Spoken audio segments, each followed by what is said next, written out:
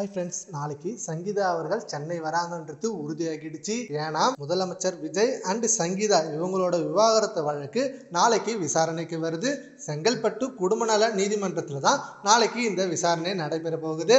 And விவாகரத்து கோரி last year டிசம்பர்ல சங்கீதா மனு தாக்கல் பண்ணியிருந்தாங்க.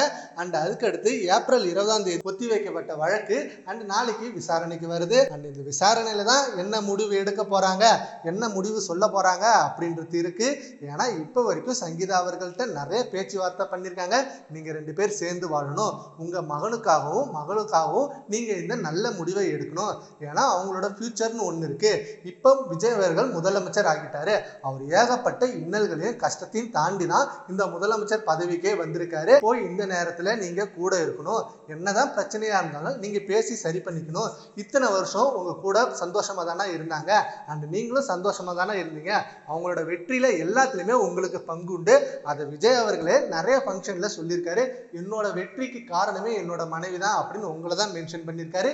இப்படி இருக்க இந்த மத்தியில நீங்க அவரை விட்டுட்டு போறது சரியா அப்படின்னு ஏகப்பட்ட கொஸ்டின்ஸ் அண்ட் ரெக்வஸ்ட் வச்சுட்டு வராங்க. ஸோ நாளைக்கு வரப்போற சங்கீதா அவர்கள் சேர்ந்து வாழ்வாங்களா மாட்டாங்களா அண்ட் அவங்களோட முடிவு என்னவா இருக்கும் அப்படின்றது இப்போ வரைக்கும் ஒரு கேள்விக்குறியா இருக்கு.